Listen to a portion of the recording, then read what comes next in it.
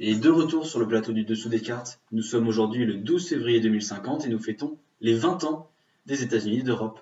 Ce super État européen, qui suit un modèle fédéral, était composé à l'origine de 9 États, la France, l'Allemagne, l'Irlande, l'Espagne, le Portugal, les Pays-Bas, la Belgique, l'Italie et le Luxembourg. Ces 9 États ont été ensuite rejoints par la Pologne, la Grèce, l'Autriche, la Tchéquie, la Slovénie, la Slovaquie, la Hongrie et par la Croatie, pour un total donc de 17 États. Ce grand pays, qui a vu le jour au sein de l'Union européenne, est aujourd'hui la première puissance économique et commerciale au monde, devançant ainsi ses anciens grands concurrents, les États-Unis et la Chine. 20 ans auparavant, l'Europe était encore très loin du projet initial des pères fondateurs et paraissait en retrait face aux autres grandes puissances peinant à se maintenir à flot, mais aujourd'hui la situation s'est inversée, l'Europe est forte et unie, et nous allons revenir aux détails de son ascension dans un monde qui a grandement changé depuis quelques décennies. Nous recevons comme premier intervenant Tino Kerguiec, professeur en histoire et géopolitique à l'Université européenne de Berlin. Selon vous, quels ont été les événements majeurs ayant modifié l'organisation du monde depuis le début du XXIe siècle ? Alors, selon moi, on peut dénombrer deux événements ayant véritablement entraîné le monde dans la voie qu'il prend toujours aujourd'hui en 2050. Dans un premier temps, je pense que l'événement ayant le plus influencé l'Europe à devenir celle que nous connaissons aujourd'hui, c'est évidemment le retrait des États-Unis de l'OTAN en 2022, engagé par Donald Trump durant son second mandat, on s'en souvient. Ce retrait a laissé une coquille vide en Europe, a laissé l'Europe sans défense. De plus, les États-Unis ont fini de rompre avec la doctrine de l'époque pour se retourner vers la doctrine originelle isolationniste qu'est la doctrine Monroe. C'est sans toute influence chez ses alliés européens, je pense notamment à des pays comme l'Allemagne ou les pays baltes. Dès lors, on a commencé à observer des pressions de la part de la Russie sur ses voisins, à l'instar de l'Ukraine ou des pays baltes, notamment en raison de la région de Kaliningrad.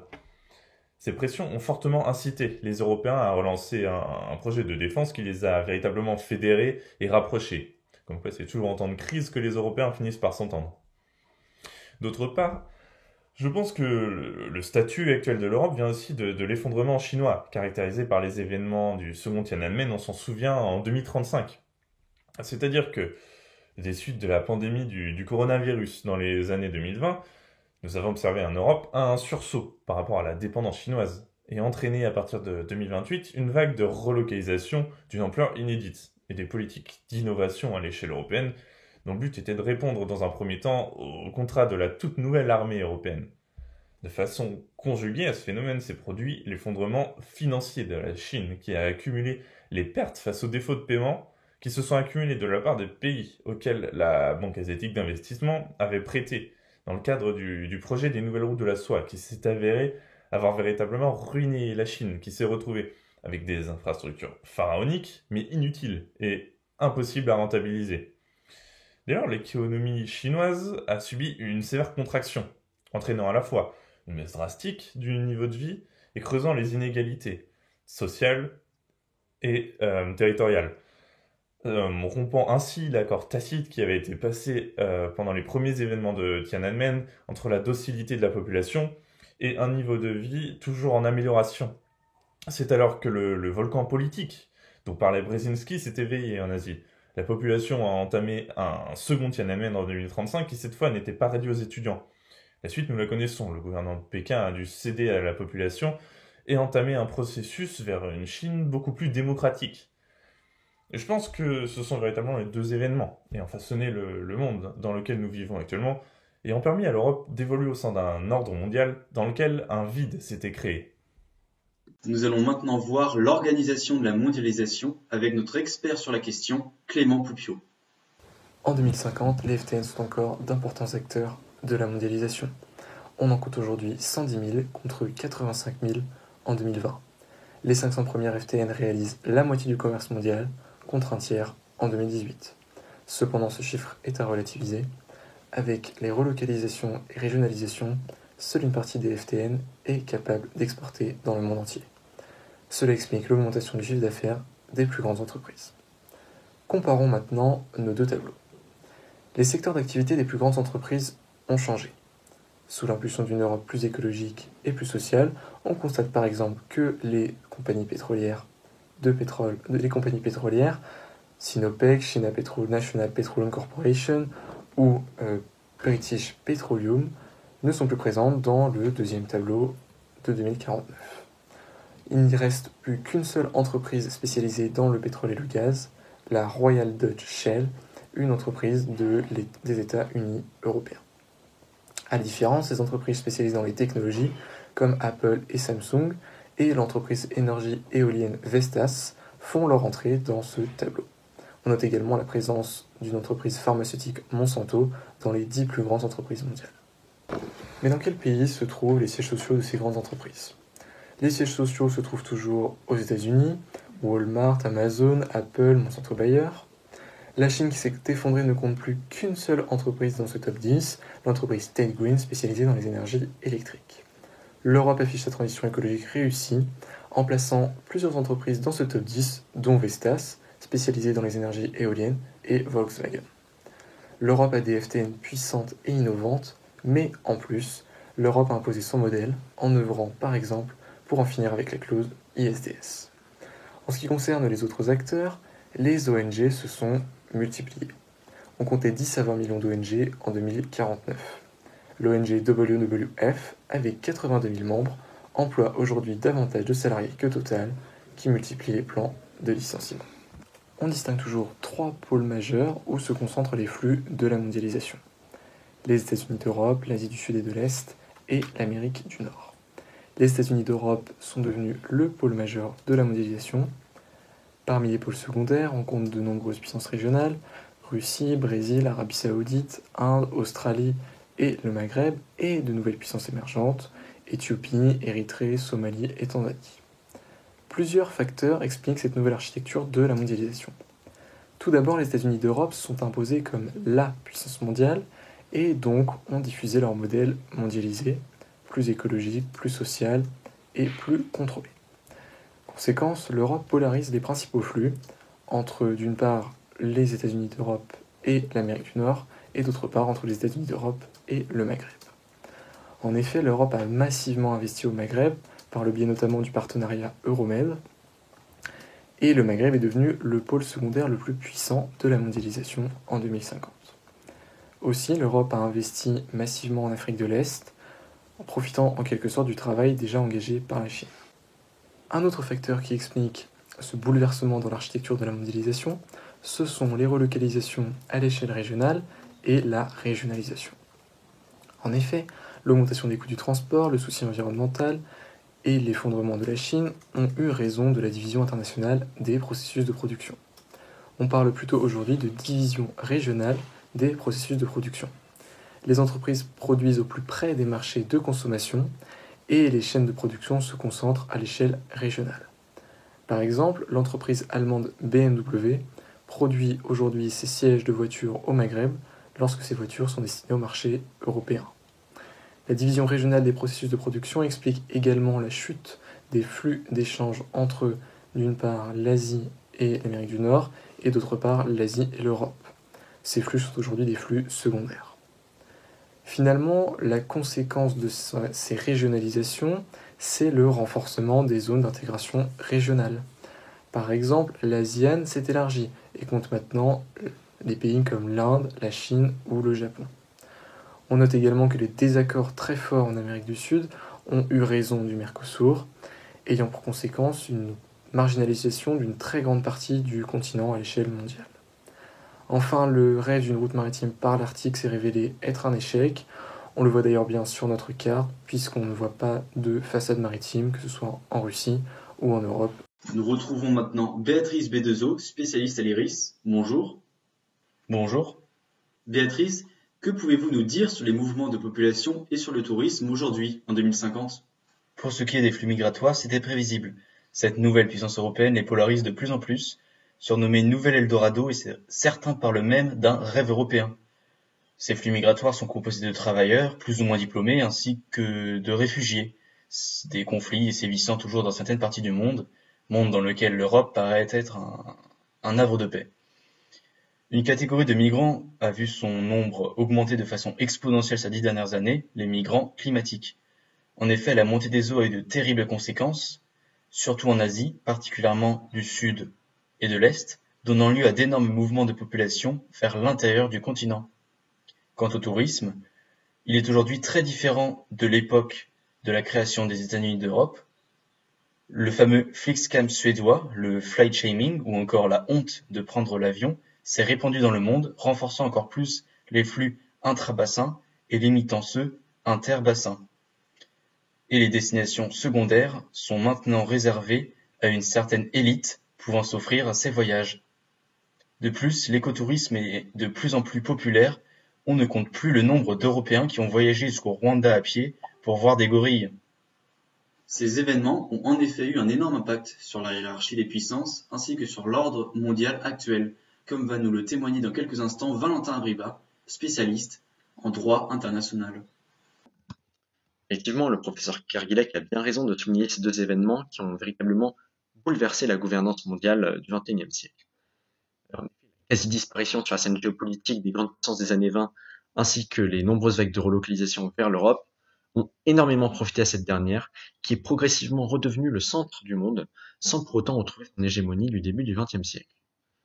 En 2050, les États-Unis d'Europe sont véritablement la plus grande puissance mondiale, c'est incontestable, car actuellement composés de 16 États, ils sont à la fois le premier PIB mondial, donc 28% de celui-ci, sont à la tête d'une armée nombreuse et à la pointe de la technologie qui peut compter sur une excellente capacité de projection, tout en séduisant les autres pays avec une vision de la mondialisation et du monde qui leur est propre. En effet, cette idéologie européenne d'un monde plus démocratique, post-westphalien, a progressivement séduit les populations déçues par l'interventionnisme américain, qui n'a cessé d'être mise en échec avant le repli complet des États-Unis d'Amérique de la scène internationale. Les États-Unis d'Europe ainsi que l'Union européenne sont donc présentés comme les leaders d'une mondialisation plus sûre, plus régulée, mais aussi plus durable, car on le rappelle, les États-Unis d'Europe ont été le premier pays à atteindre la neutralité carbone en 2046. Les grands gagnants de ce nouvel ordre mondial sont donc les voisins immédiats des États-Unis d'Europe, l'Europe de l'Est, ainsi que l'Afrique, qui vont connaître une émergence progressive depuis les années 2030, avec l'aide de plans répondant avec certes beaucoup de retard aux demandes originelles du CNUSED et qui sont financés par l'Europe. La situation économique s'est ainsi grandement améliorée dans certaines régions comme le Maghreb, les pays du Golfe de Guinée, ainsi que l'Afrique australe, ou des pays où le PIB par habitant a parfois triplé depuis 2020, certains pays à l'image de l'Égypte ayant même réussi à devenir de véritables puissances mondiales. Prenant les droits de l'homme, les États-Unis d'Europe essayent donc d'assurer la stabilité du système mondial par la démocratie, mais la peine à la garantir dans le monde entier. En effet, bien que l'OMC ait réussi à se renouveler sous l'impulsion des États-Unis d'Europe, on assiste à un échec des autres organisations internationales, avec l'ONU qui ne parvient plus à garantir la sécurité collective, deux des membres de son Conseil permanent de sécurité ne voulant ou ne pouvant plus assurer leur rôle. De même, les pays en voie de développement se sont progressivement tournés vers les puissances régionales proches afin de contracter des emprunts ou de financer des infrastructures, le FMI ayant perdu toute sa crédibilité après de nombreux échecs et scandales. Dès lors, on observe dans les pays les plus éloignés de l'Europe une insécurité croissante avec une multiplication des zones grises qui sont de plus en plus compliquées à contrôler, ainsi que des contestations contre le système mis en place par l'Europe, car celui-ci marginalise de nombreuses régions du monde. On peut notamment penser à l'Asie du Sud-Est, qui est véritablement la grande perdante de cette nouvelle mondialisation, depuis la chute du Parti communiste chinois, et on assiste à l'ascension de courants d'extrême droite de plus en plus forts dans les puissances émergentes de la région, comme le Vietnam, l'Indonésie ou encore la Thaïlande. En effet, cette question des contestations à ce nouvel ordre mondial intéresse beaucoup les chercheurs européens, tels Kylian Guillon, politologue, qui vient de publier son nouvel ouvrage intitulé « L'anti-mondialisation » aux éditions Grasset. Exactement. On pourrait résumer cet ouvrage en distinguant trois mouvements allant à l'encontre de l'européanisation de l'ordre mondial, soit une réaction violente, politique et économique. Dans un premier temps, tandis que les mafias italiennes et albanaises ont perdu de leur influence, suite à la régénération économique et sociale de leur région, les organisations criminelles ont continué à se répandre et donc à exister. En effet, les territoires en marge de cette réussite européenne sont de plus en plus contrôlés par le crime organisé. On peut penser au retour flamboyant des triades chinoises suite à l'affaiblissement du Parti communiste chinois. Cette second ordre, on pourrait dire de l'Asie, qui sont ces triades, contrôle les mers et aggrave la situation économique asiatique très touchée par la crise. La même dynamique est visible en Amérique du Sud, elle aussi appauvrie par la crise et aussi par le retrait des États-Unis et de leur guerre contre la drogue, laissant des populations et des gouvernements tout seuls contre des cartels ayant une nouvelle dynamique, un nouveau marché, on pourrait dire, à conquérir, qui est l'Europe, et l'Europe qui a vu sa demande en substances récréatives augmenter grandement, et donc ce qui pousse aujourd'hui l'Europe à s'intéresser à l'Amérique du Sud pour combattre ce fléau. Bien sûr, elle ne met pas en place, on pourrait dire, euh, d'interaction directe avec ces cartels, mais elle met en place des plans d'aide aux autorités locales, comme le plan Crotal, mettant en relation les autorités mexicaines et le leader de l'armement européen d'assaut. Une seconde forme de contestation est naissante en Europe, elle est politique et met en péril, on pourrait dire, dans une certaine mesure, l'union entre les Européens. Cette opposition était inexistante jusqu'à l'explosion du réacteur à fusion nucléaire de Zagreb en 2042, suite à un tremblement de terre, et elle a attisé le sentiment de nombreux conservateurs européens contre le progrès énergétique, mettant en péril l'environnement, et aussi contre le progrès identitaire, regrettant la structure nationale et la multiplicité des cultures. Cela expliquant le succès aux élections présidentielles européennes de 2049 du Parti écologiste conservateur européen, ECE, qui a fait un score de 16%. La troisième représentation de cette anti-européanisation est économique. Elle est visible surtout dans les pays du coup éloignés de ce centre névralgique européen, mais des pays qui ont tout de même su résister à la crise touchant les pays émergents. C'est des pays comme le Vietnam, l'Australie, l'Indonésie, le Pakistan et dans une moindre mesure les pays du Golfe, qui ont su, on pourrait dire, recréer une sphère économique à l'extérieur de la sphère économique européenne et de ses satellites, une sphère économique dérégulée, où les droits de l'homme ne priment pas, où il y a très peu de normes, ce qui fait que les deux marchés ne communiquent pas du fait de la différence de normes et aussi de la différence de prix, car ce nouveau marché dérégulé, suivant, on pourrait dire, la vieille doctrine économique des années 1980, c'est aujourd'hui de plus en plus en concurrence avec l'Europe et rentre même en contact avec celle-ci en passant par la contrebande. Et c'est aussi ce qui rentrait beaucoup avec le combat contre les drogues comme une grande priorité européenne. Donc voilà le monde dans lequel nous vivons aujourd'hui, un monde qui a grandement évolué, comme ont pu le témoigner nos différents intervenants, et monde dans lequel les États-Unis d'Europe ont su s'imposer.